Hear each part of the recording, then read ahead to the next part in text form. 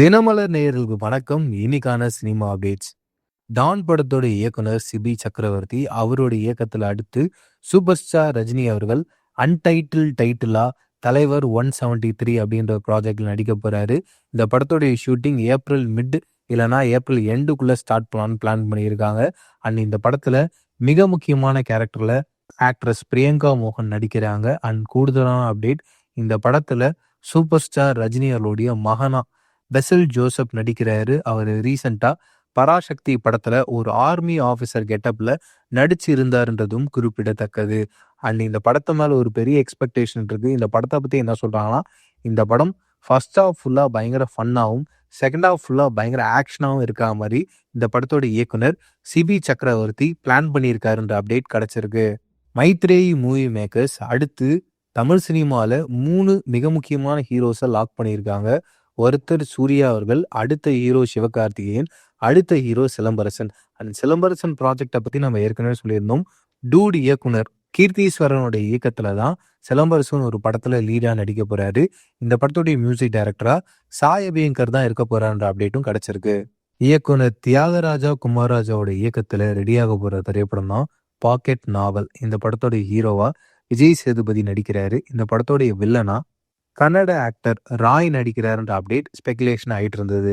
கண்டிப்பா கன்னட ஆக்டர் ராய் இந்த படத்துல நடிக்கிறாரு. ஆனா அவரே என்ன சொல்லியிருக்காருன்னா, நான் இந்த படத்துல வில்லனா நடிக்கல, நான் இந்த படத்துல மிக முக்கியமான கேரக்டர் நடிக்கிறேன். மிக முக்கியமான இந்த படத்துல நடிக்கிறதுக்கான காரணமே விஜய் சேதுபதி அண்ட் ஆக்டர் கிஷோர். இவங்க 2 பேருடைய பெர்ஃபார்மன்ஸ் எனக்கு ரொம்ப பிடிக்கும்.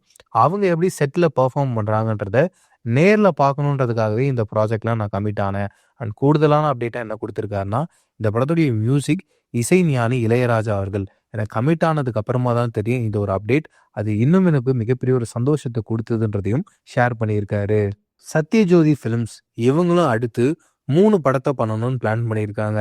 அதுல ஒரு படத்தோட ஹீரோவா சியான் விக்ரம் அவர்கள் இருக்க போறாரு. 2வது படத்தோட ஹீரோவா சிவகார்த்திகேயன் இருக்க போறாரு. 3வது படத்தோட ஹீரோவா ஆக்டர் விஷால் இருக்க போறாரு.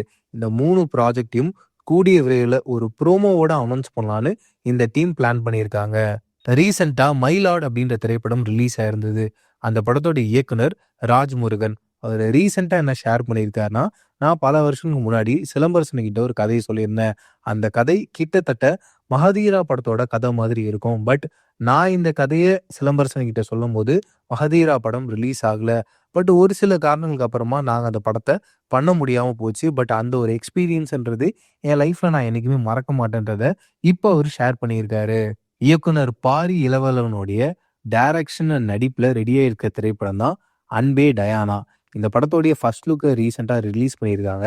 பயங்கர இன்ட்ரெஸ்டிங்கா இருக்கு. அண்ட் இந்த படத்துல மிக முக்கியமான விஷயம் பார்த்தீங்கன்னா, பல வருஷங்களுக்கு அப்புறமா ஆக்ட்ரஸ் ரோஜா இந்த படத்துல ஹீரோவோட அம்மா கேரக்டர் நடிக்கிறாங்க. அண்ட் இந்த படத்தோட ஹீரோயினா ரம்யா நடிக்கிறாங்க. அவங்க நிலவுக்கு என் மேல் என்னடி கோபம் அப்படின்ற படத்துல மிக முக்கியமான ஹீரோயினா நடிச்சிருக்காங்கன்றதும் குறிப்பிடத்தக்கது.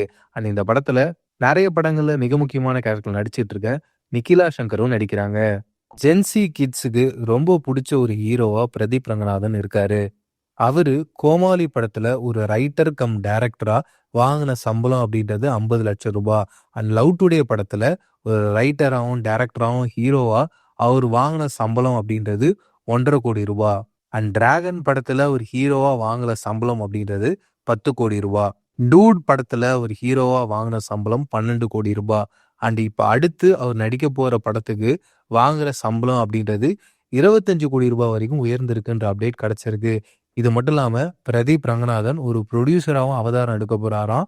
அந்த முதல் படத்துல யாரு லீடா நடிக்க போறாங்கன்னா, அமிதா பைஜு தான் லீடா நடிக்க போறாங்க. இது முழுக்க முழுக்க ஒரு ஃபீமேல் சென்ட்ரிக் கதையா இருக்க போகுதுன்ற அப்டேட் கிடைச்சிருக்கு. இந்த படத்தை பத்தின அஃபீஷியல் அனௌன்ஸ்மெண்ட்டும் கூடிய விரைவில் வரப்போகுதுன்ற அப்டேட்டும் கிடைச்சிருக்கு.